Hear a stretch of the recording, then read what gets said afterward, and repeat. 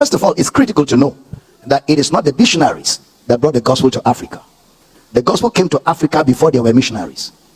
If you read the book of Acts very carefully, in the book of Acts, where Philip met the Ethiopian eunuch, when Philip met him, that was not the first time he was hearing the gospel.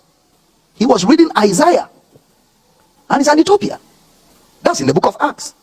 That's long before there were anything called missionaries, which means that the gospel was already in Africa, right in Ethiopia here, in the book of Acts. In the book of Acts.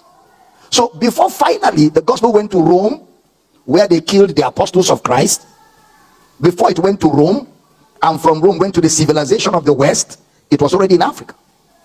But the white people, of course, brought back the fullness of the gospel to Africa, because there were parts of Africa that had not been invaded. But it didn't start with the white people. It actually started in Africa. And I can go a bit further. When Jesus was 2 years old, they took him to Egypt. So the gospel was already in Egypt before America, London, England, Canada, Germany, before all those places. Egypt already had the gospel. Egypt in our backyard here. I gave you Ethiopia in Acts. I gave you Egypt.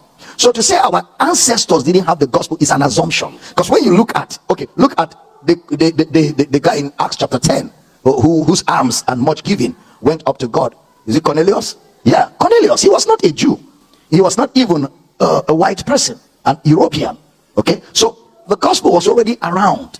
It's just that you may think it wasn't, maybe in your family, because nobody introduced it to you, but there was gospel, and there was a consciousness of God all over the world, and God has a way of making sure that around the world the gospel reaches people.